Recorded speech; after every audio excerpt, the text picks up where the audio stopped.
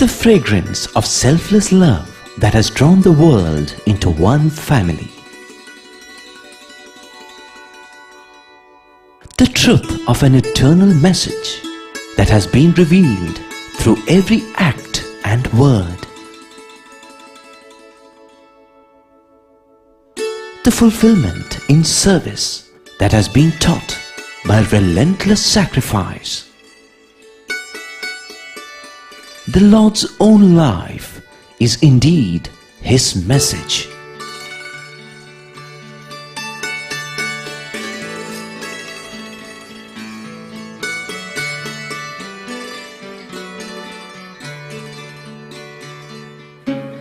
Sai Ram, and welcome to the 5th episode in our serial presentation entitled The Message of the Lord. That is being offered as a prelude to the forthcoming celebrations of the 85th anniversary of the avatar of the Kali age, who is none other than our beloved Swami. By way of setting stage for what is to follow, let me remind you that we are currently discussing the basics of spirituality. In the previous 2 episodes, we recalled the following. True happiness is union with God. What passes for as pleasure, which we constantly seek, is transient and a poor substitute for bliss, which is really what we want and are entitled to. And we can be united with God only if we make it a habit to think of Him constantly. Today, let us start with the question, why did God create the universe? Fortunately for us, Swami himself has given the answer. The message is loud and clear. God created the universe as a stage and put us humans in it so that love manifests. Here we must understand that while God in the abstract is indeed pure love, for love to find expression, it needs a medium or an agency, if you prefer. Living beings can act as instruments, and indeed we do see lots of expression of love in the lower species. However, it is humans who are the best instruments for the expression of divine love, which is why God created humans. In other words, humans are really supposed to love each other and not hate each other, fight with each other, and so on. To put it differently, life is a divine drama with pure love as its theme. And although we do not know it, all of us are really actors in this drama. Naturally, the language that all actors are expected to speak in this divine drama is that of pure love. So you see, human birth has a very special purpose, which is why Swami often says,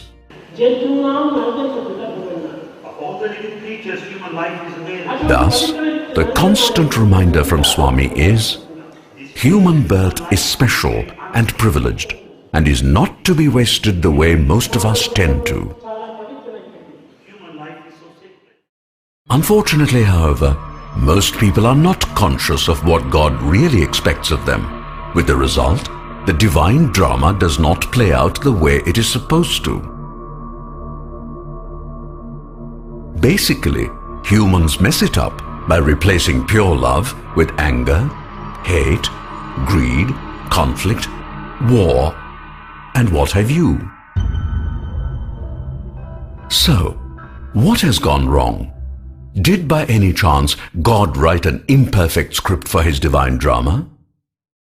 Not really.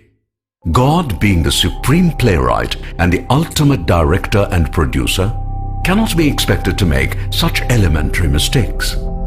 On the contrary, He did something most unusual. First, He created the stage called the universe. And then He put the actors in it, that is to say, us humans. Now, the actors in a drama are normally given a script and asked to speak their lines according to it. However, God did it differently. He just said to humans, here is the stage, and you let the play evolve. your basic guideline is that whatever you do must always be based on pure love. Let us see how you handle this challenge. So that was what God did. But things did not quite go the way they were supposed to. What is it that equals the sun in its brightness? It is Rudam, the absolute changeless truth. In the beginning, humans seemed to remember the instructions, and most people did base their actions on Satya and Dharma. However, slowly but surely, humans began to forget the purpose for which God put them on earth. Indeed, even great sages felt tempted by the attractions of the world. There were also other things that made people forget the language of love. For example, the Mahabharata tells us that the Kauravas became very greedy and treated the Pandavas, grabbing their kingdom via a rigged game of dice.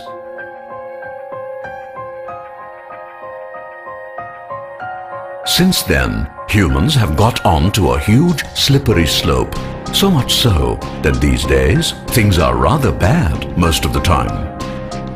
It is because humans quickly forget the instructions of God and get into all sorts of troubles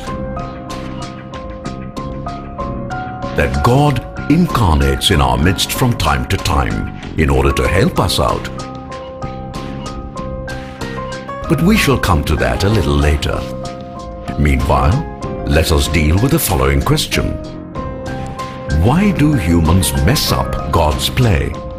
How come they forget what God, the loving Father, has told them? The answer is that it is all due to the human mind. To understand why the mind deflects us from even obeying God's command, we must first try to understand something about its origin and nature. Let us start with animals and consider a rat, for example. The rat has a body, which includes, of course, the sense organs like the eyes, nose, ear, etc., and a brain. The rat has something more, which is life, and life comes straight from God or the Atma. Thus, schematically, a rat may be described as an entity with a gross body and a component of the Atma, which is the source of everything, including the entire universe. What about humans who have evolved from the lower species? In their case, there are similarities, but also important differences. Like the lower species, humans too have various sense organs and, of course, a brain, which, by the way, is quite remarkable. But it does not end there. Since humans were specially created by God to enact out His divine drama, they have something extra, which is the mind. In a sense, the mind is a frontier that is the meeting place of, shall I say, the extension of the Atma on the one hand and the brain on the other. Having descended in a sense from the Atma, the mind is extraordinarily powerful. In fact, Krishna himself says so.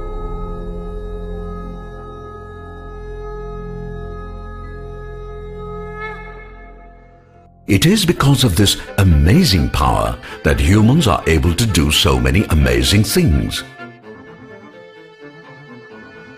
At the same time, having evolved from the lower species, the mind carries the imprint of a lot of animal behavior, such as anger, cruelty, and so on.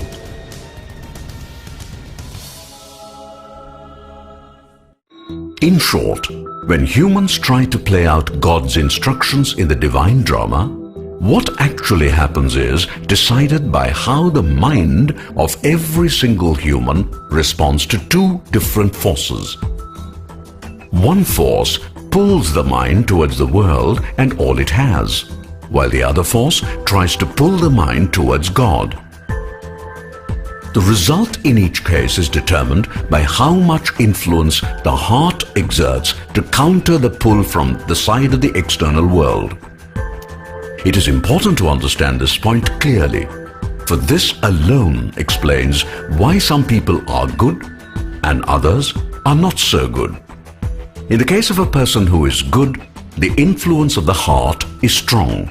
It illumines the mind strongly.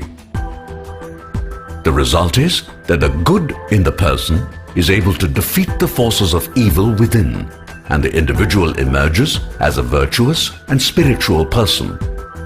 If, on the other hand, the mind of the person gets polluted by the external attraction, then the negative forces lurking in the mind manage to shut out the light of wisdom and knowledge emanating from the heart.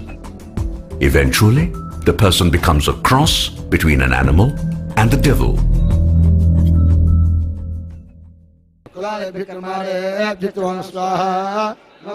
Some of you might have witnessed the Navaratri festival in Prashanti Nilayam, which usually occurs in the September-October period.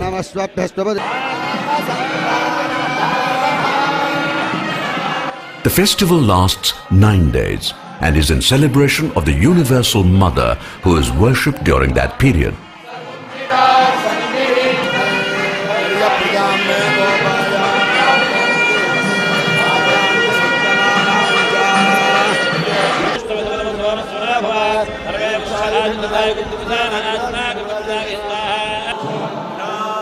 Legend has it that Mother did penance for 9 days and after that purification was able to annihilate a demon called Mahishasura, who was half animal and half human.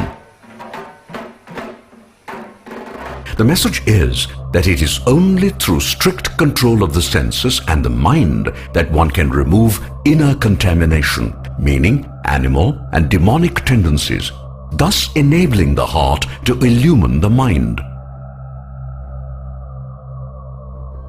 The problem these days is that the forces of negativity operating in the external world have become enormously strong and powerful. There are so many things to distract our mind. And the media, which is heavily funded by the forces of negativity, spares no effort in keeping us a slave to a lot of unwanted habits. As a result, our problems also have increased enormously. With such powerful negative forces around us, is it any wonder we often feel helpless? Nevertheless, the situation is not as hopeless as it might seem, for is not our beloved Swami here with us?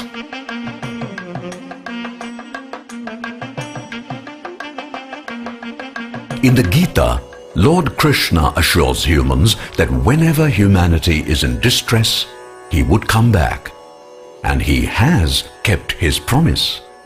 Not merely has a Lord come back as our dear Swami, but he also constantly reminds us, why fear when I am here? And if that is not enough, he also tells us again and again, I am in you, with you, above you, below you, around you.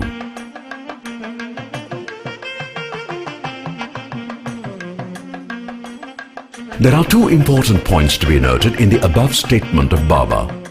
Firstly, he is there right within us. That is to say, he dwells in the heart of everyone without exception. What it means is that the first place we must look for Swami is right in our heart. The second point about the statement of Swami mentioned earlier is that he is omnipresent. That is to say, he is everywhere, in everything, and all the time. That is something we should never forget. To stress the point that the heart of humans is the permanent residence of God, Swami sometimes recalls the story of Draupadi in distress. Just to remind you, after the Pandavas were defeated and lost everything in a fraudulent dice game against the evil Kauravas, Draupadi, the wife of the Pandavas, was dragged to the court to be publicly humiliated by disrobing. ద్రౌపదికి పరాభవం జరుగుతున్న సమయంలో when Draupadi was humiliated, అనేక విధములుగా ప్రార్థించింది కృష్ణుణ్ణి. she prayed Krishna in several ways. ఆపద్బాంధవ, అనాథ రక్షక, Brindavana Vihari, the one who goes around సంచారి, ఏమేమో నామములంతా చెప్పింది. She called God in several names. The one who belongs to Vrindavana, the one who stays in Gokula. కృష్ణుడు రాలేదు, ఆమె యొక్క ఆపత్తును సంరక్షించలేదు. Krishna did not respond. He didn't come to her rescue. కడపటికి అలసిపోయింది, కూలిపోతూ She was just falling on the ground. హృదయవాసి అనింది. Ultimately said, భగవంతుడు ప్రత్యక్షమయ్యాడు. She said, Hridayavasi, indweller in my heart, God manifested there. Draupadi కృష్ణుడిని ప్రశ్నించింది. Draupadi questioned Krishna. Krishna, Oh Krishna, ఎన్నో పర్యాయం నేను ప్రార్థించినప్పుడు అందు రాలేదు. I prayed to you repeatedly. You did not respond. కానీ But నేను కూలిపోయే సమయంలో పిలిచినప్పుడు తక్షణమే వచ్చావు. I was about to collapse, fall. You manifested there. కారణం ఏమిటి? What is the reason? ఇది భక్తులకు అందరికీ సరైన జవాబు. Now this answer is appropriate to all devotees now. Draupadi, Oh Draupadi, నన్ను బృందావన విహారి అన్నావు. you call me as Vrindavana Vihari. నీలో ఉన్నటువంటి నేను తిరిగి బృందావనం పోయి మరిగి రావాలి. నేను When you call me Vrindavana Vihari, I must go to Vrindavan and reach here. లేకపోతే నీ మాటకి ఏమాత్రం సత్యం ఉండదు. Because your statement will not be true if I act otherwise. మధురాపుర సంచారి అన్నావు. You said Madhurapura Sanchari. దగ్గర ఉన్నటువంటి వాడిని నేను మధురకు పోవాలి, నేను రావాలి. So I am so near, but I have to reach you via Madhura. Therefore it is a difficult task. హృదయవాసిని నేను. I am present in your heart. ఏ క్షణంలో నన్ను స్మరించినప్పటికీ నేను సిద్ధంగా ఉంటాను. You may think of me any moment. I am ever ready. కనుక నీవు లోపలని స్మరించు, You think of me within. మనసుతో స్మరించు, Think of me హృదయంతో వరించు. wholeheartedly. ఇది నీ యొక్క ప్రార్థన యొక్క సరైన జవాబు. This is the proper way to pray, and this is the answer. The story is fictional, no doubt. But Swami narrated it just to stress that we seldom look for God where He really is, right within us. That is a point we shall come back to maybe later, but for the moment there is another issue that must be addressed. The role and the importance of buddhi. People ask, if God is right within us, then how come many a time He hardly responds when we cry out even loudly? The reason for this is simple. The mind is linked to the heart via a hotline called the buddhi. If this line is not working properly, then God would not be able to speak to us when we are straying from the path of Sathya and Dharma. It is when such a breakdown happens that the voice of conscience is not heard. Clearly, such breakdown or malfunction of buddhi is not desirable and must be avoided at all costs. And the best way of achieving that is through proper and routine maintenance. In other words, if buddhi is kept in working order, then whenever we call out, God would be able to hear our pleas immediately. So you see, keeping buddhi in good condition helps both ways. Firstly, God can advise us when we go wrong, and likewise, when we cry out to God in times of distress, He too can hear us loud and clear. Thus the question boils down to how to do maintenance on the emergency line to God called buddhi. We shall take that up next time, but meanwhile, let me point out that our job has been made easy because Swami has given the entire maintenance procedure. How lucky we are that God in human form is here now in our midst, helping us so much and in so many different ways too. Offering our deep gratitude to Him, let us wind up with a take-home lesson for the day, which is, God is omnipresent and thus everywhere, in every being, all the time. However, the best place to look for Him is within our own heart, which, as Swami says, is His permanent address. All that we have to do is call out to Him. But our cry of anguish must be like that of a calf that has lost its mother. God is in our heart all the time and is available 24/7. But to reach Him, we must keep the hotline called buddhi in good condition. That's all that we have for this episode. Thank you for being with us, and do join us again tomorrow. Jai Sai Ram.